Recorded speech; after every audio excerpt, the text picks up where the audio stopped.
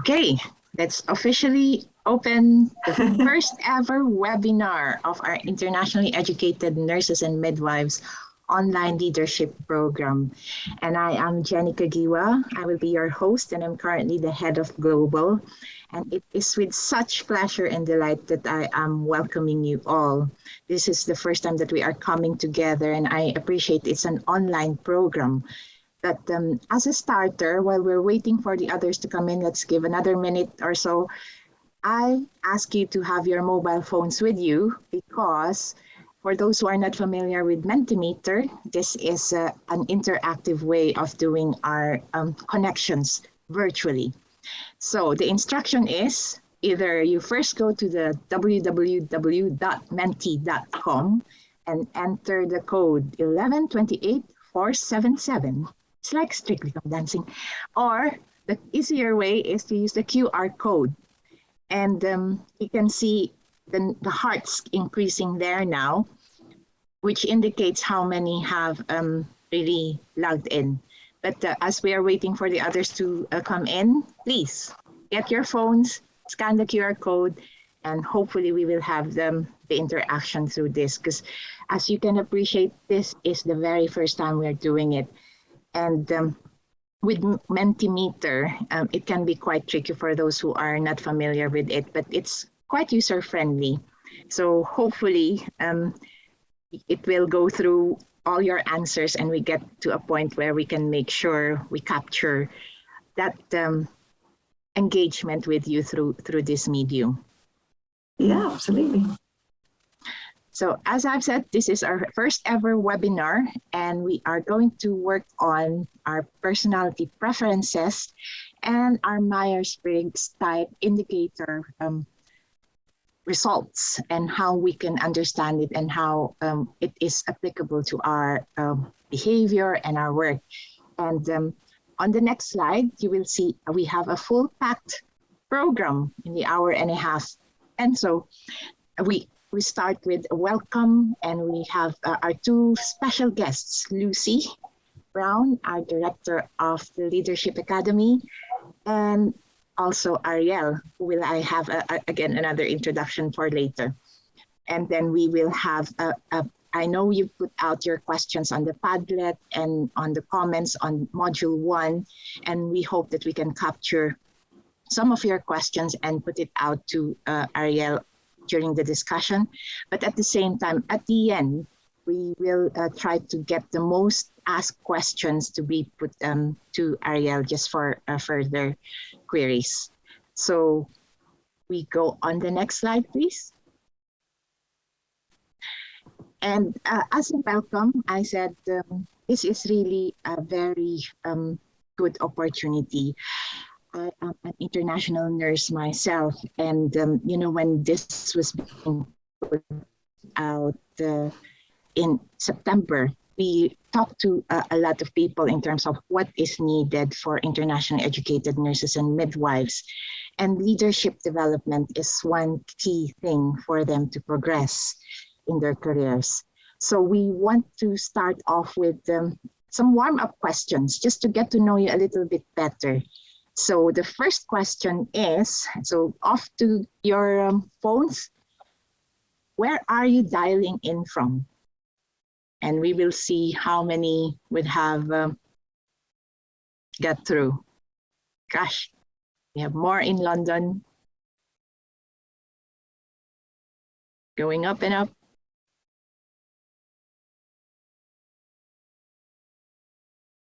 It's interesting, isn't it, how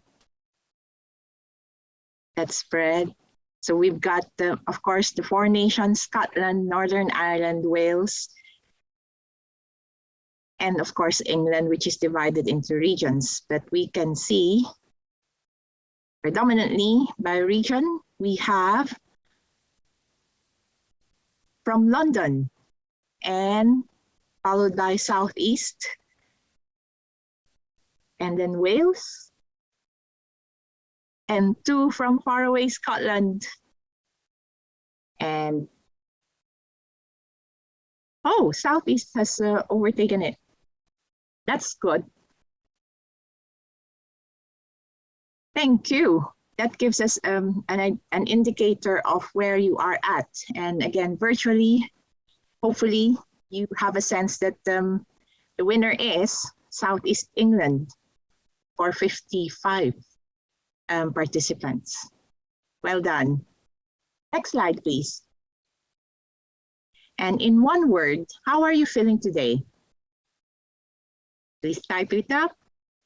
And then hopefully we can have a word cloud.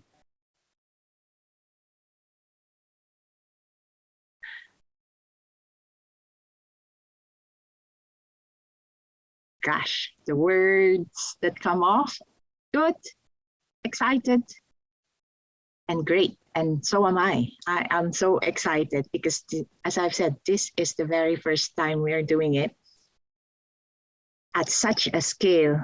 Just a little bit of trivia, you know, that we put it out for 1,000 places and we had over 2,300 applicants for this. And when I was reading the comments last night, my heart is so full in terms of just that anticipation of how this training and development is so important for our internationally educated nurses and midwives. But yes, we can conclude everyone is excited. They feel great, wonderful, all very positive words. Motivated, grateful, happy. Thank you. Next, my last question for the welcome. And here it is. Which country did you complete your nursing and midwifery training? India, Philippines, Nigeria, Zimbabwe, and all the way from, there's Guyana, Malawi,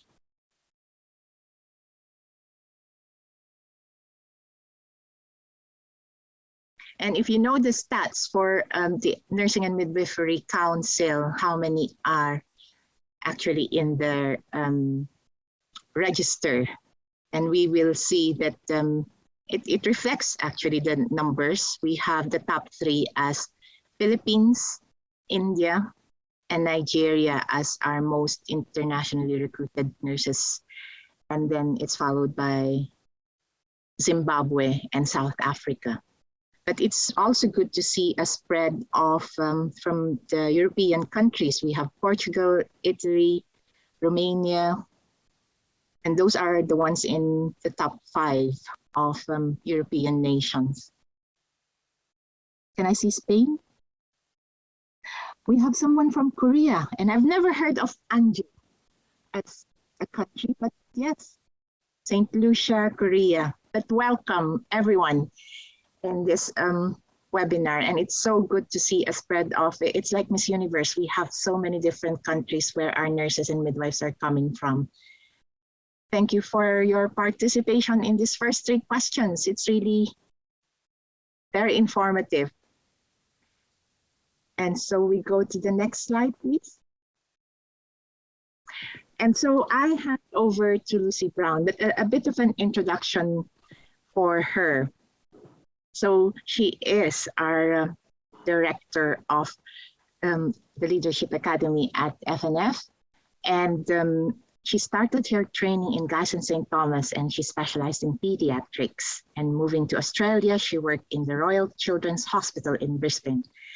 And then while in post, Lucy joined the Pediatric Retrieval Service, working alongside the Royal Flying Doctors, and completed her MSc, winning her an award for her thesis in reducing the risks of barotrauma in the PICU patient.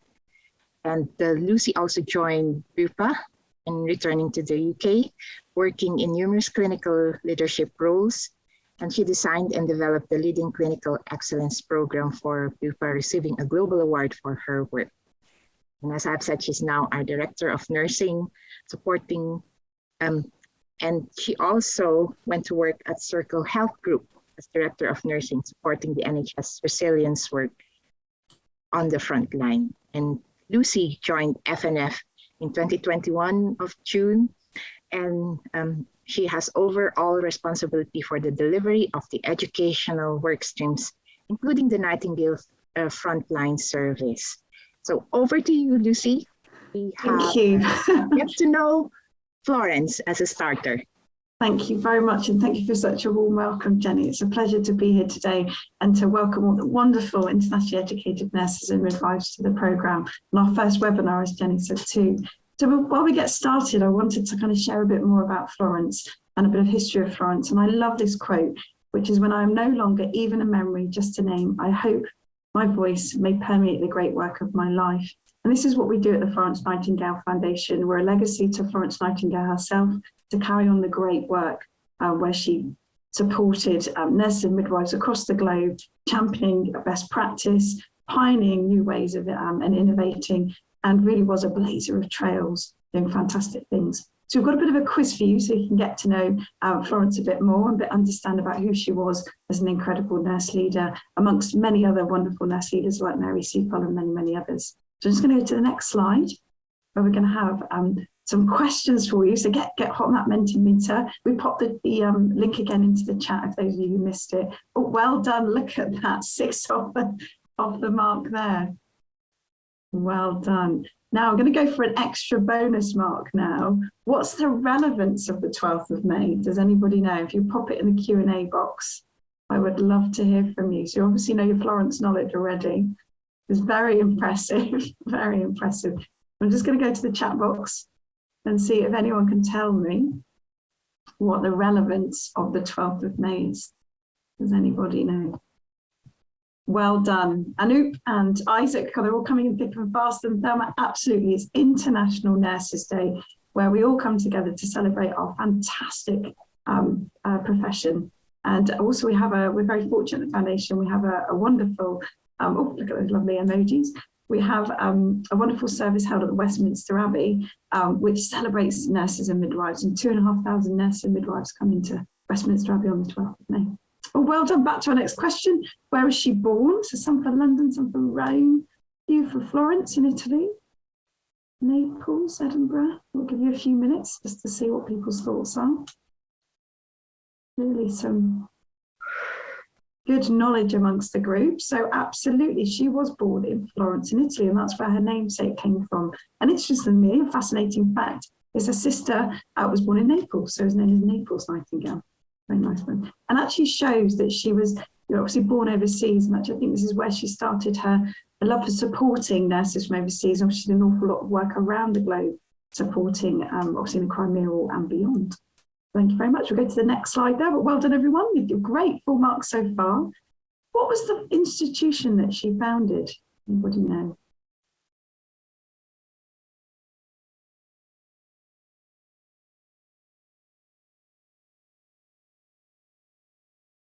Oh, 1 for King's College London. 2, oh. That's right. I think the majority already know. She actually founded the very, very first school of nursing in Midwifery, and it was based at St Thomas's Hospital down the south bank of London. And back then, South London wasn't as an affluent area as the north of London. And what she wanted to do, and I think this is a real testament to her character, is wanted to support people who are from a less fortunate background to get an education, because she saw education as really giving people a fresh start in life and helping them to get a foot. And actually that's very much what she was based on, is helping others, sharing her knowledge and expertise and experience to bring people along. And that's very much what we all do as leaders, isn't it? Is supporting one another, being allies and supporting each other in the workplace. So well done, School of Nursing, absolutely right. Great stuff. So our next question. Oh, loving the emojis. Got used to these avatars. Next one, please. So what was her childhood? Where was her childhood home? Oh, Lima. Okay. Give people a few minutes. Oh.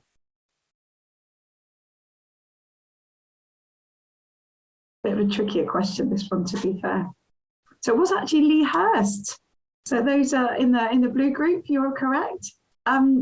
Lea Hurst is in Derbyshire, and you can actually go and stay there if you're interested. And I should have also said there's the wonderful Nightingale, Florence Nightingale Museum based at St Thomas's Hospital. Well worth a visit if you get the chance, just to learn more about the history of nursing. Really, it's fascinating. But Florence was brought up in Derbyshire. She had two homes. She was quite a fortunate lady. Had a home in Derbyshire and also down in Hampshire. And just a little fascinating fact, our chief exec, Greta Westwood, is from Hampshire, just coincidentally. And Gemma Stacey, Press Gemma Stacey, is our deputy chief exec, and she lives in Derbyshire. We like to think they're our modern day Florence Nightingales, Gemma and Greta. That's a little fascinating fact there for you. So we'll go across to the next slide.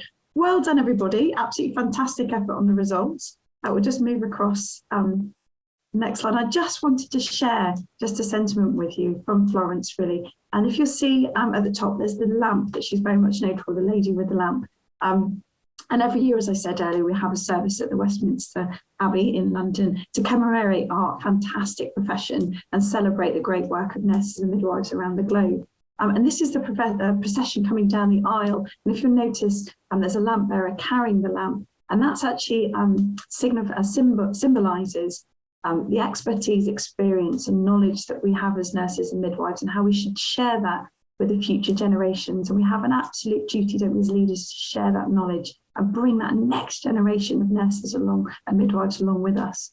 But this is a wonderful, I just wanted to show you, and that's really what we stand for at the foundation. And we hope that everybody that goes through our programme will share best practice and do the best for all our patients, residents and clients wherever you work. But there we go, just sort of leave you with that. Bit of an insight into Florence herself, and we'll go to the next slide, please. So the purpose of today's webinar really is to kind of explore personality preferences and have some time to reflect on your results as well. So all of you should have completed your MBTI assessment. And we're going to obviously be going through the results in a moment. So if you can make sure it's handy, so we're doing a bit of a poll in a moment to see what your preferences were. But I'm just going to give a bit of a background on MBTI, give you a little insight, just to give a bit of an explanation around each of the preferences, and then we'll have some time to reflect on your hopes and goals for the programme. I'm just going to go to the next slide, please. So many of you probably be aware you got your assessment. There were 4 types that the Myers-Briggs type indicator distinguishes between. I'm just going to run through all of these very, very quickly, just to give you a quick insight. So as you know, you have 4 letters from your assessment, and I'll go through each one here. So you'll either be an E, an extrovert, or I, an introvert. Now this is where you get your energy from. So I hold that thought. We'll have a bit more in-depth detail on that in a moment. Next on the indicator will be sensing. So just back to the previous slide, please. Sensing and intuition. Which is sensing and intuition is what information you need. So if we could go back a couple of slides, that would be great. Thank you very much. A kind of information you prefer to use. How do you take information in and learn? That's sensing and intuition. I'll give you a bit of an insight into that moment. Then it's thinking and feeling, how you make decisions, how you process and make decisions. And then finally, the final preference or type is judging, J, or P, perceiving. And that's how you deal and plan with the world around you. We're just going to go to the next slide, please. Give a little sneak peek. Just to give you a bit of an insight, on the left-hand side is the characteristics of an extrovert, and on the right is an introvert. So on the left, extroverts tend to act before thinking, with a little think if that refers to you and flex on you as a person. Extroverts prefer to get into the action and talk things through, and they're very more expressive before interacting. Probably a bit of a clue what type I am then. They gain energy from interaction, about being around others and being out in the environment. So just think about where you get your energy from, and have a breadth of interests. They might have lots of interests they like to get involved in. In contrast, an introvert tends to think before acting, so very reflective, and they think things through. And they're much more contained when interacting. They very much gain energy from concentration, so sitting quietly is where they recharge their batteries at the end of a long day. And they have a depth of interest generally. So they have 1 or 2 things that they have a real granular detail and knowledge on. And just to reiterate, just because you're an extrovert or an introvert doesn't mean that you are or aren't sociable or have social confidence. It's about where you get your energy from. Okay, so next slide. I love the analogy on the next slide, just to leave you sort of with a bit of a thought around this. On the left-hand side is your extroverts who are outside, raising their energy levels from being around others and interacting with others and being out in the environment. Whereas an introvert will sit quietly and take themselves away from the world and recharge, plugging themselves into recharging a really good book. So we'll go to the next slide. So the next slide is about sensing and intuition. So on the left-hand side is sensing, and that's knowing how you take information, how you process information in the world around you. On the left-hand side, you'll see there's a camera, and I really like this pictorial kind of picture. It shows that you're looking at the detail. You're looking at that lovely flower with the petals and stamens and really drawing in the detail. And that's what sensing individuals like. They like to know all the facts. They look at the specifics and that detail, as I said, and they adopt a realistic approach. They live in the here and now. And they look at things from a practical perspective, how they work in practice, and collect observations. In contrast, people with an intuition, so the N that we were talking about, seek out new ideas. And if you look at the camera, it's looking at the horizon, the hills ahead, and thinking or anticipating what's coming over that horizon, scanning, and they have quite an imaginative approach, quite conceptual, and they look at things in theory rather than in realistic practical terms. Anticipate the future, so looking more strategically, have a think about on those lines. What I think about us as nurses and midwives is actually we're quite agile leaders as a whole, and actually we do have to operate in both of these areas. You might find you're very skilled in both of these areas, how you see the world, your perspectives and your views. So very much we have to think about with a patient, you have to really focus on that patient, don't you? Taking their observations, their vital signs, and really checking and assessing them. But in contrast, you then have to anticipate what may happen ahead, thinking of what with that information, how you actually make sure you keep and monitor. So I think as nurses and midwives, generally, we can operate quite well across both of these areas. Next slide, please. The next type is thinking or feeling. So what process do you use to make decisions? So I've got the next slide, if that's okay. And I really like this slide. It shows the characteristics of each type. On the left-hand side, you'll see you make decisions using your head. So essentially that's what it is. Or do you make decisions using your heart? And I think, again, as nurses and midwives, we do have to operate in both of these spaces, being very practical.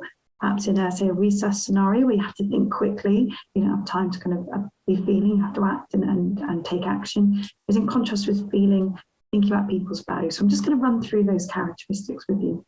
So on the left, you're a thinker, you apply logical reasoning, cause and effect analysis, and you seek objective truth. And you decide using impersonal criteria. So you focus on tasks and provide kind of critique and an overview. That's quite a scientific approach if you think. And as nurses and midwives, we have to kind of work in science, the world of science as well. That's about how you make decisions using your head. And then contrast, feelers, or F or feelers as we call it, make decisions using their heart. They look at the whole scenario. They may look at everybody's viewpoints. They seek harmony. They will avoid conflict. And there's a side around personal circumstances, really focus on that relationship, will offer praise. Just for a note, it's thinkers can feel and feelers can think. It's just the terminology the MBTI program uses.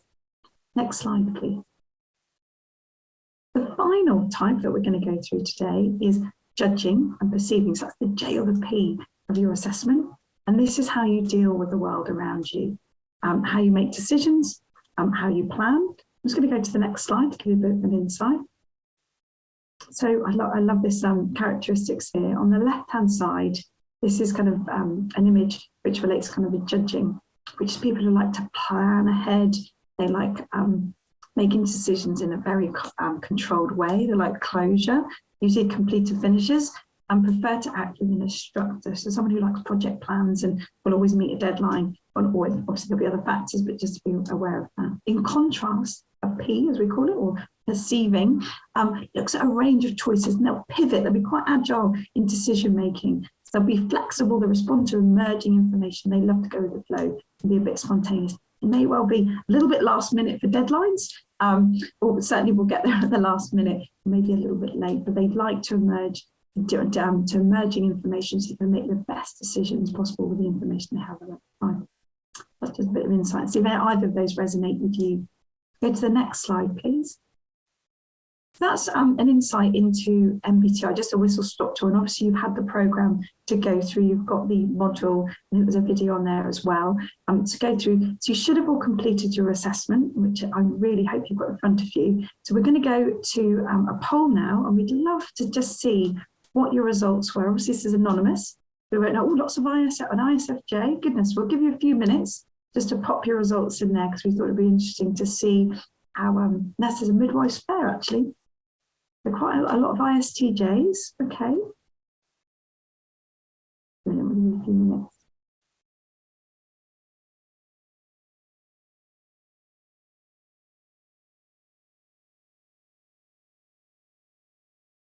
Okay, a lot of ISTJs.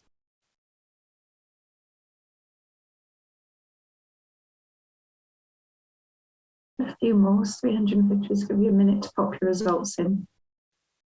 So ISFJ and ISTJ, not many extroverts, interestingly enough. Okay, and what's really great about the Myers-Briggs tool is there's no right or wrong. All areas of personality are seen as positive traits and strengths. So it's actually about working together and seeing uniqueness in us all and working with strengths and communicating with others. Well, thank you very much. I'll give you a few minutes just to pop your final results in. Well, a few more extroverts now. Brilliant, great. What I would really urge you to do with your assessment, is such a wonderful tool, is to really focus on the development area of the assessment and really start thinking about how you're going to develop yourself further as a leader. And it's an incredible assessment that really helps you to understand how you can communicate with somebody who's the opposite preference to you, and think about people you work within your teams, people who you may work with in your team, who you look after, and people how you manage upwards as well. So think about how you can utilize those results to really look at how you communicate with others, problem solve, how you respond to stress, and how you can work through differences as well. Brilliant, thank you so much. Just go to the next slide. So we want you to take a couple of moments now just to think about your hopes and goals for the programme and what you really want to get from that. So if you just jot that down, a bit of reflection is, what do you really want to get from the programme? And we're happy for that to, I might need a reminder here, to pop that into the Q&A function, if that's okay, to let us know what your hopes and goals are, so we can capture that. Oh, brilliant, you're popping into the Mentimeter. Wonderful, wonderful. This is great. Confidence, absolutely. And that's what you will get from the programme, is building your confidence, believing in yourself. And what we pride ourselves on at the Florence Nightingale Foundation is holding up a mirror to show you how absolutely brilliant you are, to give you that self-belief and confidence to lead, to challenge, and to make sure that we're providing the best care and practice to all of our patients and all the people that we look after and serve. That's absolutely wonderful, to gain more knowledge, confidence, and be a better leader, absolutely. And this programme has been designed to really support your leadership skills, so you can have greater impact and influence. You can have make sure that you have you can perform, and actually making sure you can step up to authority as well. So we really hope you enjoy the programme over the next few months as well. But as we say at FNF, self-awareness is your superpower, and the first step in self-awareness is really getting to understand that MBTI assessment, reading it, digesting it, and thinking about how you can develop yourselves further. So we wish you all the very best for that, and make sure you keep a reflective log as well. Okay, so we'll just go to the next slide if that's okay. And it's an absolute, I'm going to hand back to Jenny now, who's going to introduce a wonderful video from Ariel. Thanks so much, Jenny. Thanks, everybody. Thank you so much, Lucy. That was really a quick review for me as well, because I've done my MBTI assessment, I think a few times. And it just, depending on the role that you have, and this is what I learned with MBTI, it changes. And that's something in terms of for our own personalities and how we are in our careers, the job roles that we have. I was an ENFJ, and then I became an ENTJ. And it made me reflect in terms of how I behave and how I actually interact and do the work that I do based on the current role that I have.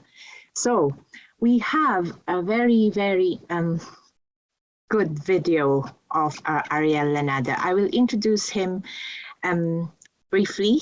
And then I hope some of you would have watched the video, but for those who have not watched the video, this is your opportunity again to recap. But I'd like to introduce Ariel.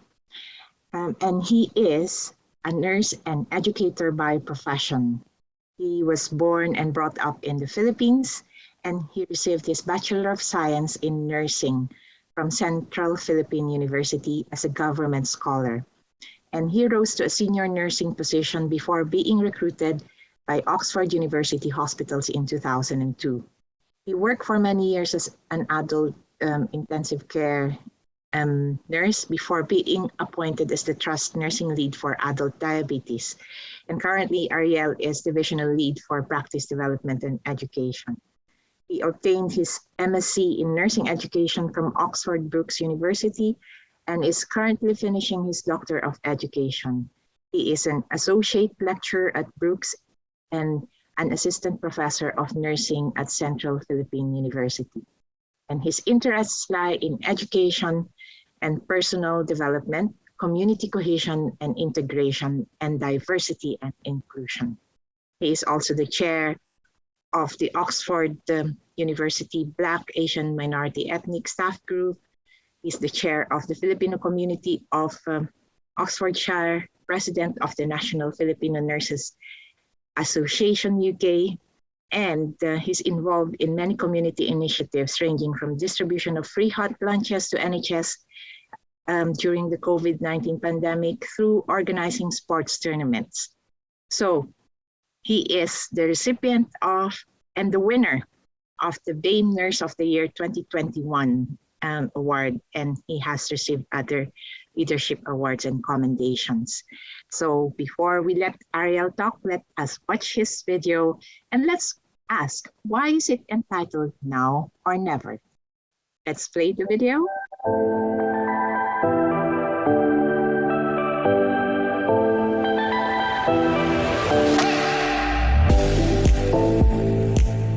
My dad said to me, go to school and study well. If you have the opportunity, do not stop schooling until you achieve what you want. Don't be like me. I did not have the opportunity. I was born to a very poor family in a remote rural area in the Philippines. My mom did not finish elementary school, and my dad did not attend school due to poverty. They got married in their teens and were blessed with 5 children. Growing up in a poor family was a big struggle for me. My dad's words were my motivation. I said to myself, I would like to be a nurse, to serve the sick, the needy, and the poor. Being the first to go to university and to strive to become a nurse was a great opportunity for me. Arriving in the UK in 2002 was a life-changing experience. I was given the opportunity to take a mentoring course, then ICU course. In 2010, I started my MSc but lost my funding in 2012, so had to stop. In 2014, I was able to resume my studies, incorporating a teaching qualification as part of my MSc in nursing education. My manager said, Ariel, not now, maybe later, perhaps next year. Immediately after graduation, I told my manager that I wanted to study for a Doctor of Education. His response was, Ariel, not now, perhaps after 2 years. I was frustrated. I replied, I am not getting any younger. I am working against time. I said to myself, I remembered my dad's words, do not stop until you achieve what you want. So with commitment and tenacity, I decided to self-fund my studies, and I am now towards my 4th year.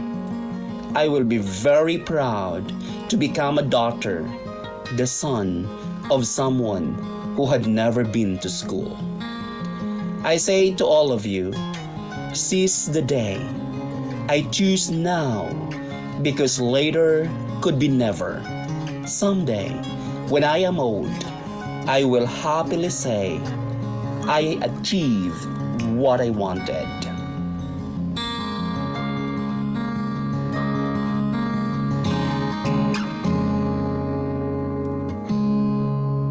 Now, isn't that so inspiring? And Ariel, we are so pleased that you are here to be our IENM voice. And Ariel has prepared a couple of slides just to complement his journey on this video. And so over to you, Ariel. Thank you, Jen, and good afternoon, colleagues. Delighted to be here. So my name is Ariel Lanada, originally from the Philippines. I was an OIC Director of Nursing in the Philippines, and I was finishing my Master of Arts in Nursing prior to relocating in the United Kingdom. I arrived in the UK in 2002, and my first job was a healthcare assistant in a ward environment instead of an intensive care unit where I worked for more than 10 years in the Philippines. Did I moan? Of course I did. But soon I realized that moaning is destructive. So stop moaning. What I've done is I start thinking critically. And remember, colleagues, that if you are looking for problems, you will find problems. But if you're looking for solutions, you will find solutions. The choice is yours. So despite of my experiences, my years of experiences and academic qualifications in the Philippines, my first job in the UK was a Band 3 healthcare assistant. And I have to work with my mentors, my managers, and my allies, my friends, to achieve my competencies. And within less than 6 months, I gained my NMC registration and I became a registered nurse Band 5 in the United Kingdom. At that point, I moved to adult intensive care unit because that's where my passion is and my experience. And I stayed there for a couple of years as a Band 5. And then I started asking my manager, what do I need to do to become a Band 6? Because I wanted to do more, to influence more, and to support our staff and deliver high quality patient care. So my manager said, well, Ariel, you need to finish your mentoring course and ICU course. And I said, yes, of course, if you support me. So I finished that course and there was an opportunity for Band 6 and I applied and I got the job. More than 18 months after I was promoted, I start thinking, what's next? And I had a conversation to my manager again, and I said, I really wanted to become a Band 7. What do I need to do to become a Band 7? And he said, well, you know, Ariel, you are already supporting our students. You are supporting internationally educated nurses, newly qualified nurses. You started doing some quality improvement project. But to increase your chances of being promoted to a Band 7, I suggest you start your master's. And again, I said, yes, of course, if you support me. So at that time, I started my master's. I took a couple of modules. First, the evidence-based practice module and the mastering professional practice module. And I was in the right place at the right time. There was an opportunity for a Band 7, and I applied and I got the job. So I've been in intensive care at that point for 11 years and a half now and been a Band 7 for more than 4 years. And I said to myself, shall I retire as a Band 7 ICU nurse? And the answer at that point was no, I want to do more. So I started looking outside the box. I started looking outside intensive care because at that point, there was no opportunity for a Band 8A post. And there was a role for an 8A, the nursing lead for adult diabetes. And when I was in the Philippines, I was already an advanced diabetes practitioner, and I ran 2 clinics and have hundreds and hundreds of patients. So colleagues, I know that we are internationally educated nurses in this call. So never forget those experiences and those qualifications, even if some of these qualifications are not recognized in this country. Do not forget them. So because of my experience, I applied for the Band 8A post and I was appointed as a nursing lead for adult diabetes. And at that time, 50% of my job entails teaching medical students, professionals, young doctors. I said to my manager, I wanted to become a registered teacher in the United Kingdom. And my manager said, of course, Ariel, of course, we will support you. So I took my teaching qualification and I finished that as part of my Master of Science in Nursing Education in 2018. Take note, colleagues, if you don't ask, you don't get. It doesn't mean that if you ask, you will get everything, but keep asking anyway. And always going back to your manager and have that conversation. In 2018, after I graduated my master's, immediately I studied my Doctor of Education. And as what you heard and seen in the video, I am now fourth year towards the end of my Doctor of Education studies. And my thesis is all about supporting students in clinical practice. And I'm doing a comparative research study between Philippines and the United Kingdom. Next slide, please. So that's my career pathway. And just as to mention that in terms of career development, we can progress with our experiences, but it could be very, very slow, especially in the world of competitiveness. What I suggest is you arm yourself with experiences, but also with academic qualifications. That's what I've done. So in terms of my MBTI results, and I agree with Lucy and Jen.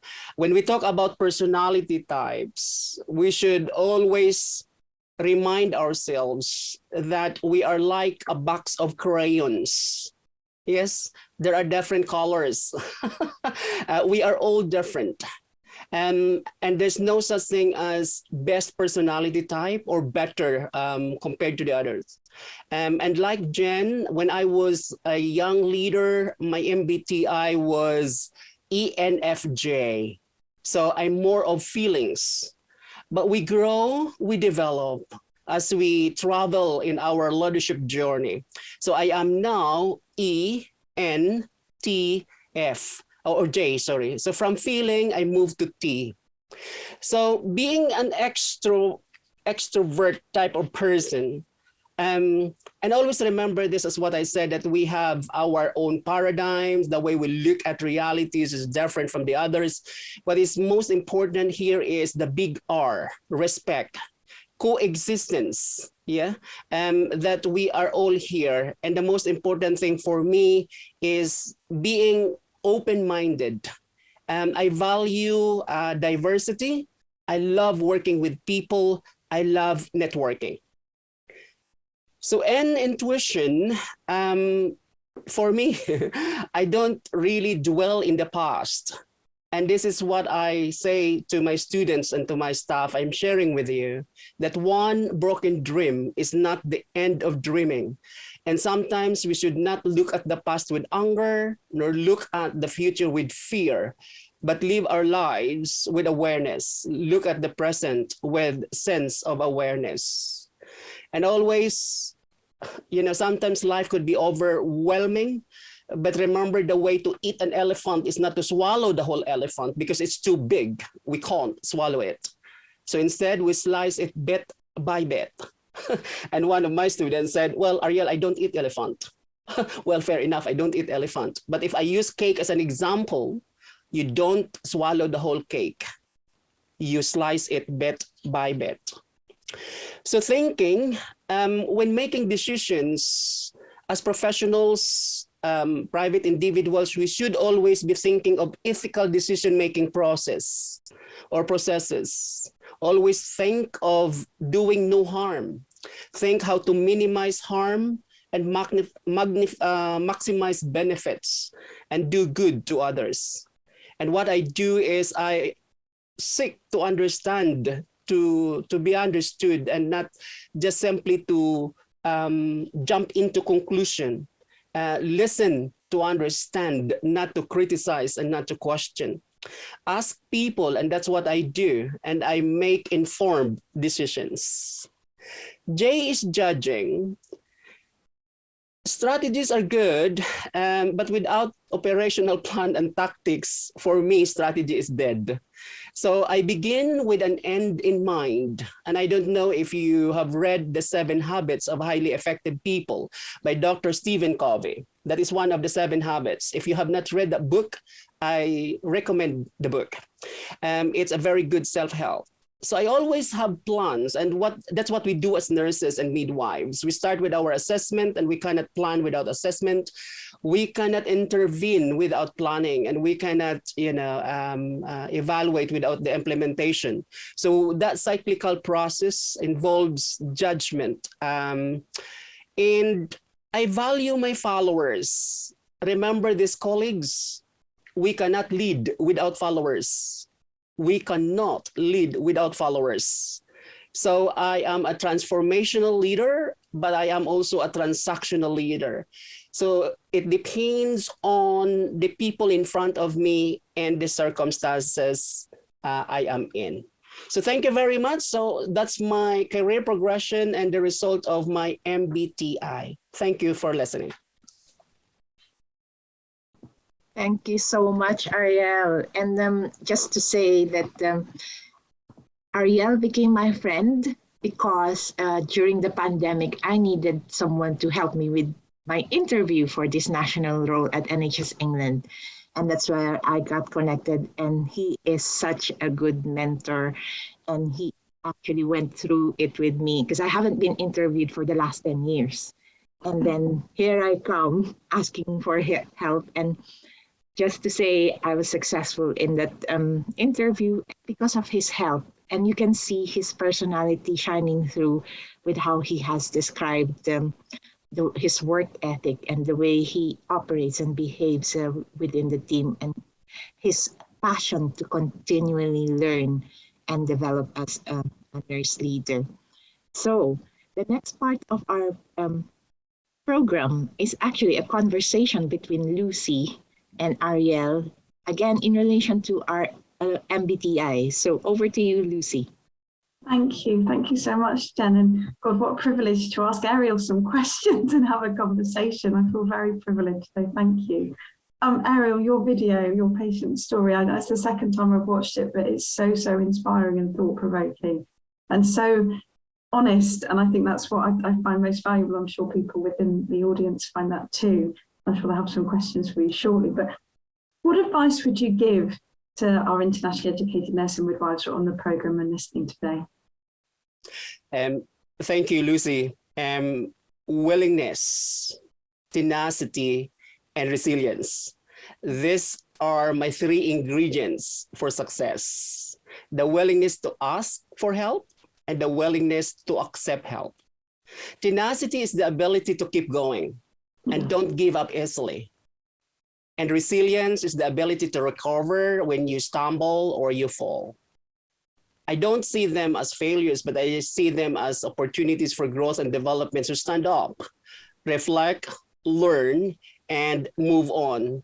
And remember this, that if you want to reach the highest, you don't start from the highest, you start from the lowest and navigate yourself up to the, up the ladder. And also remember that one broken dream is not the end of dreaming. And always be ethical, seek to do no harm, and be kind to others. But be kind to yourself. Be an authentic yourself. Just be yourself. Be proud and try not to compare yourself with others. Thank you. Well, Ariel, that's wonderful advice. Absolutely. Tenacity. I love that. And resilience as well. So, so important. All 3 words of wisdom there indeed. Your lived experience. So you shared with us your MBTI assessment. What would you recommend to the audience? How do you be the best version of you? Thinking outside the box and sometimes thinking outside your comfort zone. Because if you stay in your comfort zone, you might be very comfortable, you might fall asleep.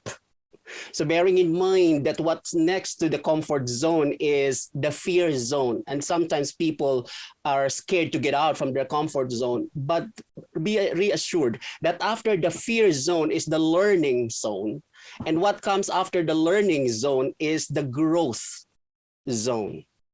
So listen to others.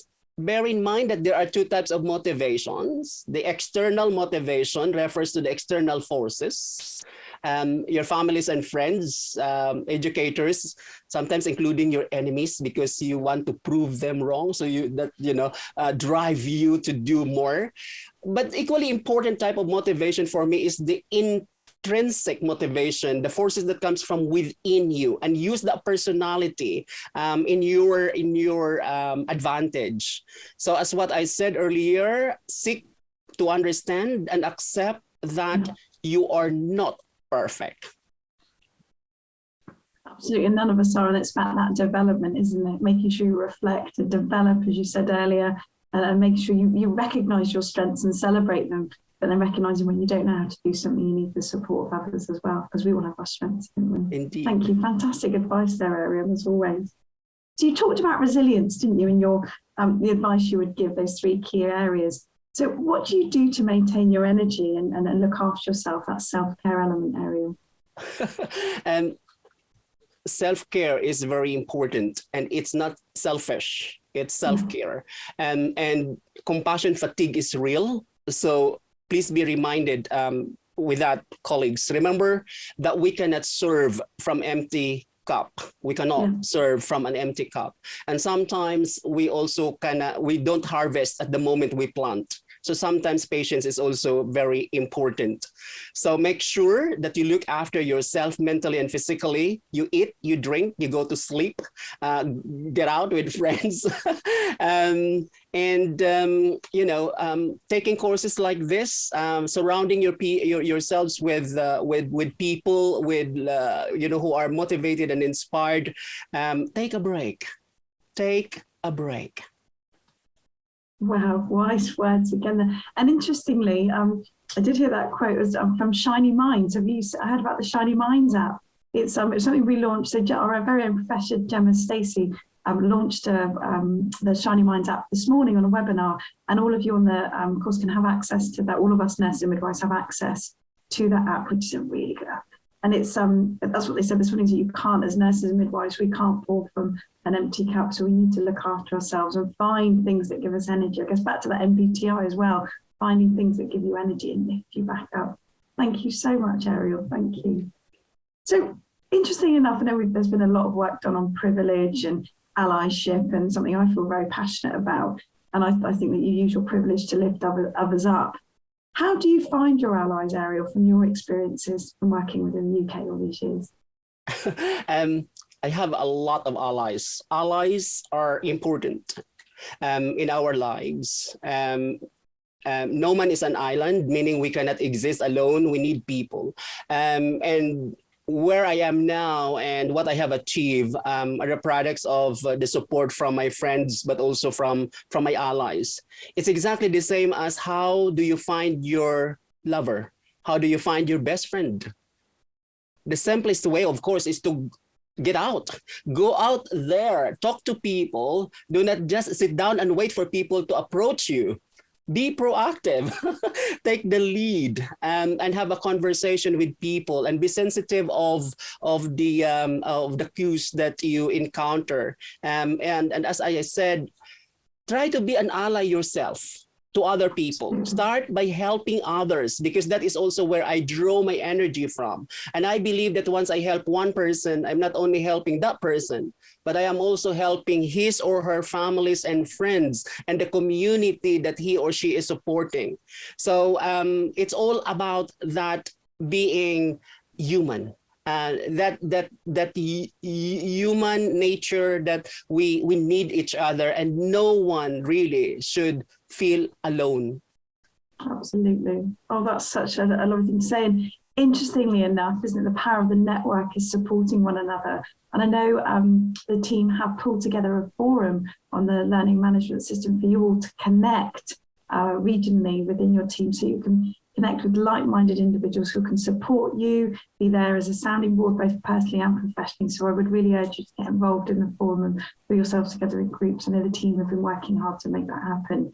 And also just know, if you're coming off Florence Nightingale Foundation programme, it just doesn't just stop when you finish the programme. We're here to help and support you throughout your professional career. So keep in touch. You'll be part of the FNF family, and there'll be opportunities available for each and every one of you. Other programmes you can come along to, scholarships in the future. So please do bear that in mind. We're here to help you and support you in that power of the network. We've got very many allies here at the Florence Nightingale Foundation, so reach out to us. Let's help and support you. Thanks, Ariel. Thanks so much. So you've shared obviously through your video, and I'm so inspired, always am, by you, Ariel. You're incredible. You've obviously had setbacks and challenges and failures. How have you coped with that? How have you kept going? First of all, I don't see them as failures. As I said earlier, I see them as opportunities for growth and development. And for people who do not really know me, they probably would say, oh, you're very, very successful. Well, they are wrong. Because actually, if you look at my life, the ratio between success and otherwise is 70-30. 30% are success, 70% are otherwise. But that's what I said. Education is not life, but it's not a preparation for life, but education is life itself. So we learn every single day, and reflection is the highest form of learning. And we have to emerge through that experience. Okay, charge it to experience, so to speak, and don't dwell in the past. Do not dwell in the past. What happened in the past happened in the past. What is important is your awareness of where you are now and where you want to be. So don't look at the future with fear, but look at the future with hope and aspirations. And obviously, once you make a mistake, learn from that. The problem is if you make a mistake and then you make the same mistake on the second time and you make the mistake on the third time, then that's become habitual. And we know that it becomes a habitual, it's something else. So the most important thing is we learn from it, we grow, we develop. And as I said, the role of allies, the role of mentors, the role of supervisors are key, not only in our career, but also in developing a type of personality that is responsive and compassionate. Thank you. Wonderful words of wisdom, Ariel. Thank you so much. You're wonderful. I have a conversation with you this afternoon, as always. So I'm going to hand back to Jen now, so I'm sure there's some questions from the group and from others as well. So thank you so much. Thank you so much, Lucy. And I am really taking down notes with your nuggets of wisdom that you are just blurting out, Ariel, so easily. But it's just so important, isn't it, that we learn from each other, from our journeys. And at the same time, I hope that our participants are getting this. And as my tip earlier on, and as Lucy has said, have a learning journal and write down and reflect what are your takeaways from this last hour. Because I think as important as it is, you know, when I was reading your comments on the module Padlet, it suddenly strikes me that, you know, there are nurses who have been here 20 plus years and are enrolled on this course. And there are those who have just arrived.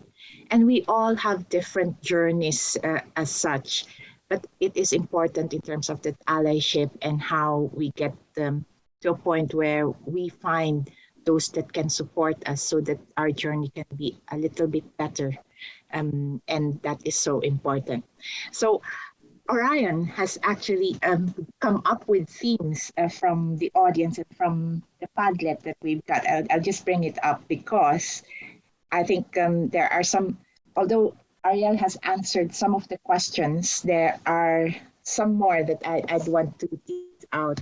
And it came in 5 themes, but one of them is about advice for tackling unfair treatment. And I think this needs to be also put out in the fore that there are journeys that can be difficult, especially when you've arrived in this country.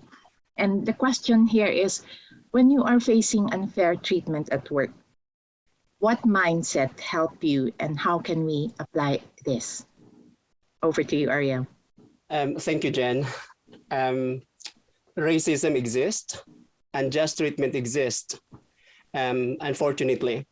As good citizens of the world, for me, we are like gardeners. We love planting flowers, but we also love pulling out weeds. In other words, we are here to do good things, but we are also here to stop bad things. My principle, as always, is being ethical. So, meaning we need to ascertain the emotions and feelings, whether it is true or it is just a product of our being oversensitive or being biased. We need to validate that emotions. But if indeed you are treated unfairly, and there's a bit of injustice, it is very important that you speak up and do not suffer in silence. That is not the value of this country, and that is not the value of the National Health Service.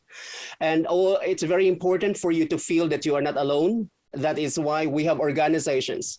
So speak first to, if you can, and able to speak to that person. Sometimes it's just a matter of talking through with that individual, maybe just a bit of misunderstanding.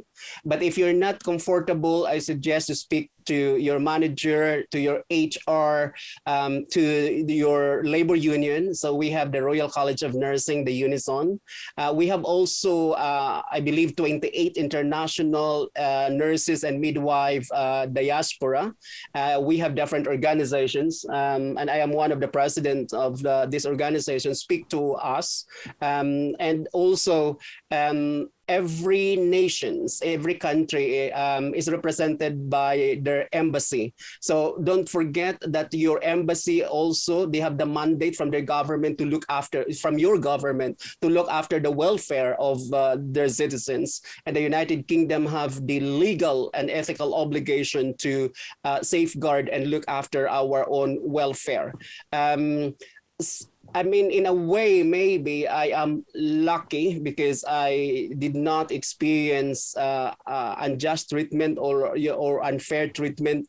I'm just one of those luckies. But what I am saying is I'm not denying, because I've been helping people, supporting people, and that is very important. Again, do not suffer in silence. Suffering is a very strong word, but I will use it to emphasize the point that you don't deserve. You need to speak to someone and ask for help. Occupational health is one as well that you can seek advice to. Thank you. Thank you.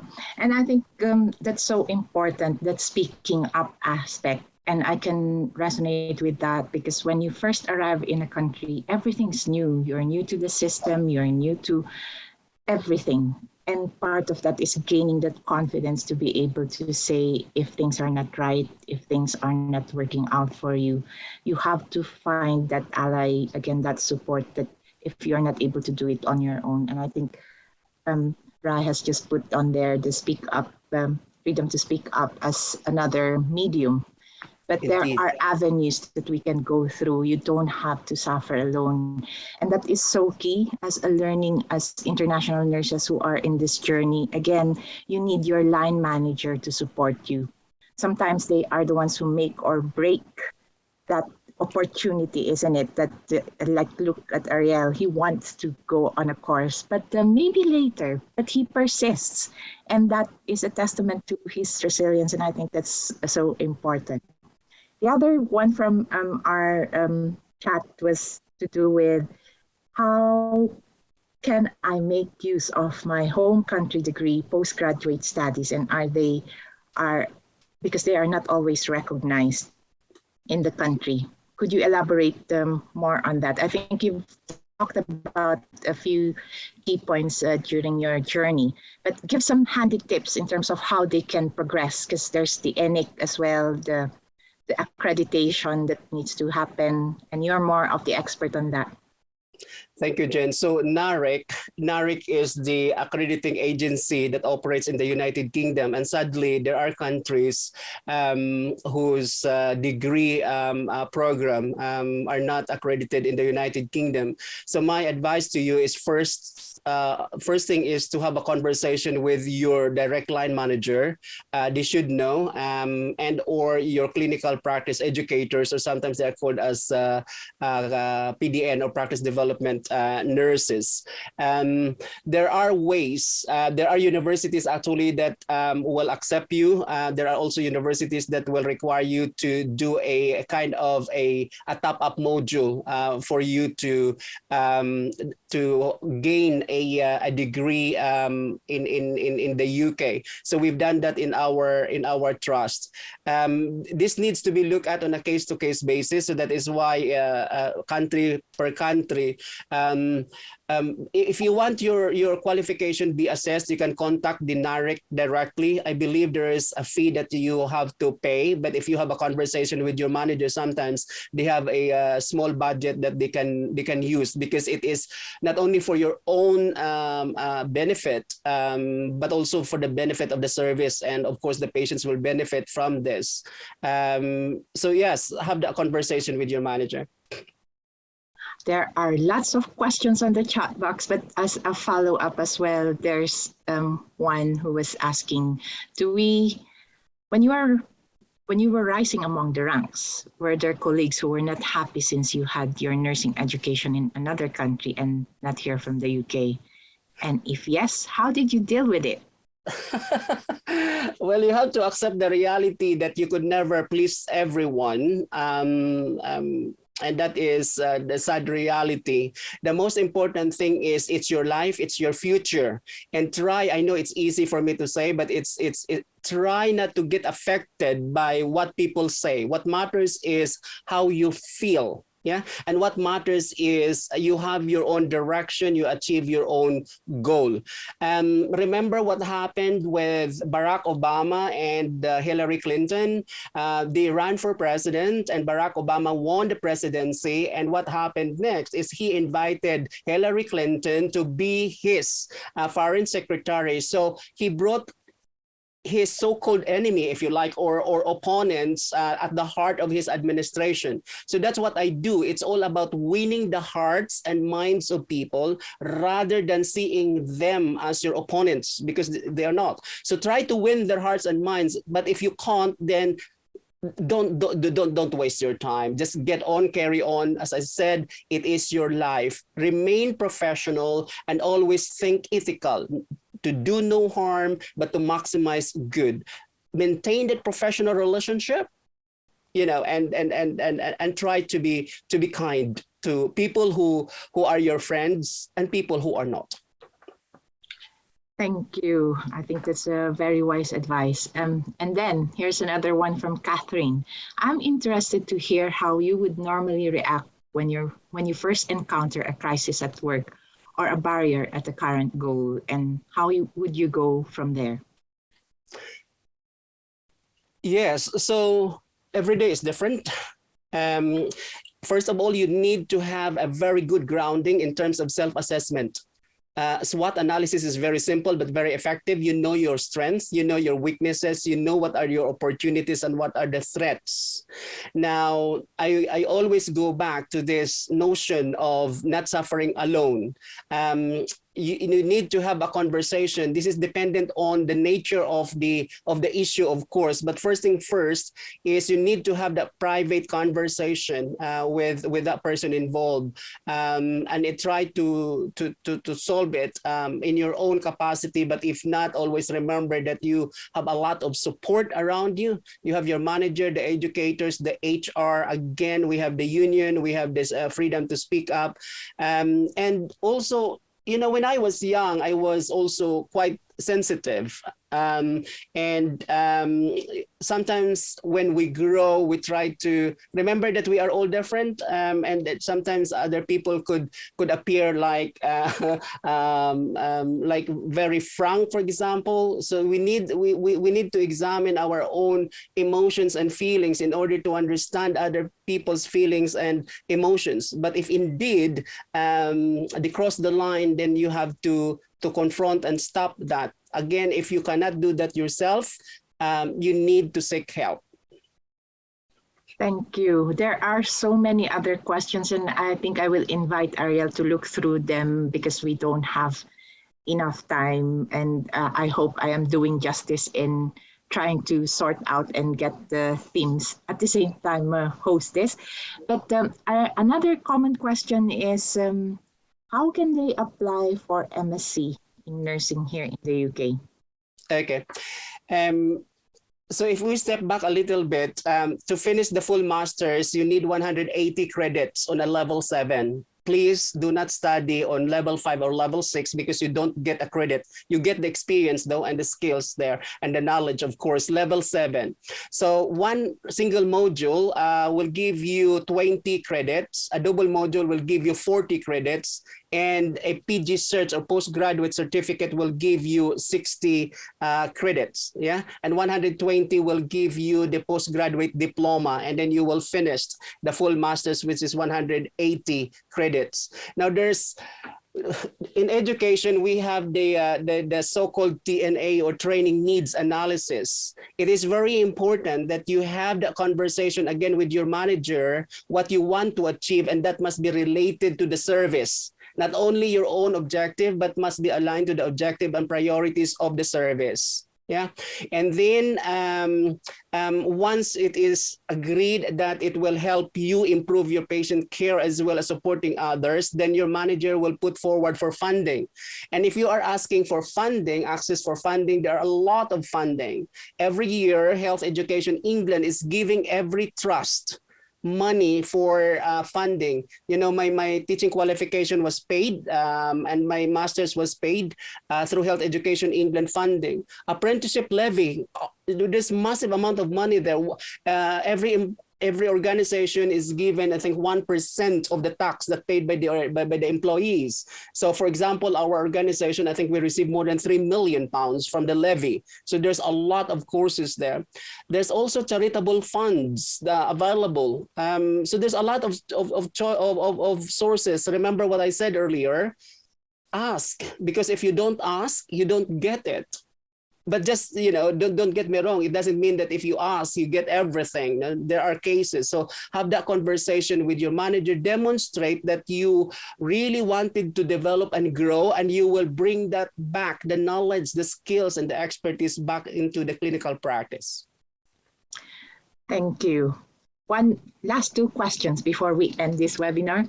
And in nursing, where there are so many areas you could work in, how did you know teaching was the area you wanted to specialize in? Because I know for a fact there are nurses who are stuck in acute or clinical practice, but they also want to become academics. And I think that's so key because we need to widen our pathways. It's not just because that you've come into the country and you are working in the wards that you should stay there. The beauty of nursing in this country is there are so many pathways that you could take. But could you give us some advice on how you get into teaching? Yes, again, if I step back a little bit, there are 4 career pathways available for all of us, 4. So one pathway is that specialist service. So all of us start as a band 5, that is the entry level. Then you move into a band 6 as a specialist nurse. Then you move into a band 7 as advanced nurse practitioner or ANP. And then you move into band 8 as a nurse consultant. So that's one pathway. It's a specialist service. The second pathway is leadership and management. So again, you start as a band 5, then you move into a band 6 as a team leader. And then you move into a band 7 as a team manager. And then you move into band 8A as a deputy matron, and then band 8B as matron. The third career pathway is research. So you start as a band 5 researcher, band 6, band 7, band 8, and there's band 9 researcher. And of course, the last is the love of my life, education. So band 5 educator, band 6, band 7, band 8. And like me, I am a band 8B educator, divisional lead for practice development and education. Why education? Well, even in my very young age, I already love teaching. For me, knowledge is not knowledge unless it is shared. And practice resulting into better patient outcome and better staff experiences. So for me, if I don't share my knowledge, if I die someday, that knowledge will die with me. But if I share it with people, that knowledge will stay there. That's the legacy. So it's, you have to do your self-assessment, and MBTI will help you as well with that. What do you love to do? What's your interest? And nurture that interest. Remember that you don't harvest the minute you plant. You have to water it. You have to add fertilizer. You have to and grow it. But also be prepared to change your plan. Initially, I wanted to become a nurse consultant. Now I decided to become a doctor of education. Thank you. Gosh, the questions just keep flowing in. So this is in terms of time management. With all the responsibilities that you have, what's your advice for time management? Oh, yes, indeed. It's very important to manage your time. I suggest you read the 7 Habits of Highly Effective People. You will see there's 4 quadrants. Yeah. So there are things that are urgent and important, quadrant 1. There are things that are important but not urgent. There are things that are not urgent but important, and there are things that are neither important or urgent. Now you need, for me, what works is diary, calendar, list of activities. So one of the 7 habits is put first thing first. In other words, you put your big stones first, not the pebbles and not the sand. So when I wake up in the morning, I always ask myself, Ariel, what are your big stones today? Those are your priorities. The rest can wait. So it's very important to do that self-assessment, but also to constantly on top of your diary, because there are things that are not urgent and not important. You can just say, no, thank you very much. Thank you. And one last question from a Filipino. Culture is to be humble. I had interviews but failed because I seem to fail to sell myself. I think it is because it has become a barrier for my interviews. I know I have skills.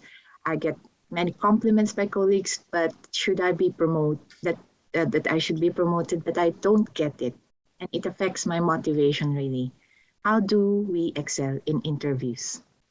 Do we have trainings available? Now you have to sell your because you do this every month or every 2 weeks. Get help. Let me just grab a book. This is the reference that I used, written by my best friend Carol Ford Johnson, how to prepare for your interview skills. She's giving 30% discount. By the way, just a disclaimer, I don't have any commission whatsoever on this book, but I find this very useful. Invest on books. So we in the Filipino Nurses Association UK, we're very proud that we are running interview skills workshop. In fact, we just done Train the Trainers workshop, supported by Florence Nightingale Foundation and Health Education England. So we have 25 trainers delivering interview skills workshop. There are 3 P's for interview. We don't have enough time, but 3 P's are: number 1, preparation. Prepare. Second is practice. Practice. And then the third is perform. Perform. Believe me, if you've done your preparation right, if you've done your practicing right, then there's no reason why you cannot perform during the day, during the time of your interview. Thank you. And I remember so well that was the mantra that Ariel had to put in me before I went for interview. So thank you so much. As unfortunate as it is, I still have a few slides to share with you, but it is really so good to have that interaction and learning from Ariel in terms of the different aspects that you've been asking on the chat box. And what is our next slide, Martin? If you could put it through. Or have people put in one word, how are you feeling after today's session? Oh, that is the question from Mentimeter. And it's saying motivated, inspired, enlightened. That is so good. All very positive vibe coming from our participants. But thank you for being such an interactive audience as well. And again, I have to remind you, we've not done this before with Mentimeter, but I just felt that the hour and a half just flew, and it is such a good way to be learning from each other. Lucy, you have really given us that good insight into MBTI. Thank you very much. And with the learning that we have with this, I think leadership as a reflection is all about how we become self-aware. That's the starter. We have to know ourselves, our strengths, our weaknesses, how we interact. And MBTI is just one medium where we can get to know what are our preferences, but there are other tests out there that you can also go into. And as a summary, I think we've seen how Ariel and his journey, I hope you've learned a few key points from there. My takeaways: if you don't ask, you don't get. And one broken dream does not end the dreaming. And I think those are things that we can take away from this, because one way or another, we know there will be setbacks in everyone's journey. There are things that would stop us, but the three things that Ariel wants us to take away from his time with us is that willingness, tenacity, and resilience that has to keep coming towards you, no matter what your journey would be like. But this webinar, I just wanted to say, it would not be possible without a team. And I'd like to thank Orion Barker, Martin Agumbar, and of course, Stuart Takwood and Lucy. In terms of your support, Rob is working in the background with the online modules, and I think we need to give them credit that they are on top of things. And so far, this is actually a really good idea that we, Rob and the team, have come up with, because one of my concerns, because there's so many of you, we have, I think, around 770 who have signed up until now, and it's never too late to tell others who have not still, if you know someone who got in but haven't logged in, this is their opportunity. They still have time to do their MBTI feedback and catch up.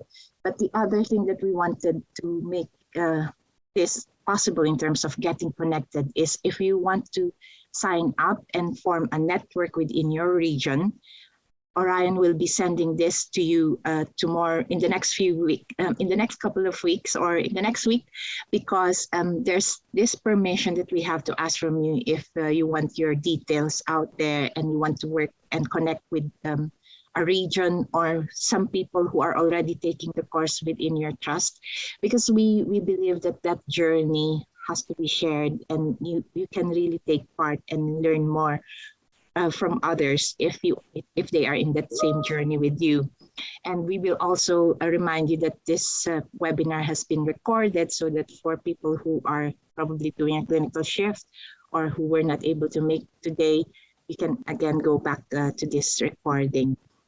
And this is the form that will be sent to you. And if you agree, then please send it out, because this is the only way that you can get connected and network, because as I've said, there's so many of you, but it would really be good that you find those buddies and allies and colleagues. And as a last reminder, Module 2 will open officially on the 1st of December and will close on the 31st of January 2023. And it's the fundamentals of quality improvement. And we have a very special guest there. We have Susie Lagrata, and you will see her video as well. She will be our IENM voice, and she will be featured alongside our QI expert, Claire Henry, on that webinar too. So we look forward to that on the 26th of January. But what a really good way to end the day. I'm coming off inspired, motivated, and happy. Those are the actual words that you put on Mentimeter. But thank you so much for your commitment to learning and to pursue the leadership journey with Florence Nightingale Foundation. And I'll leave it at that. We'll see you on the next webinar. Thank you. Thank you, everyone. Have a good day. Thank you to you, Jen, for being an incredible host as well.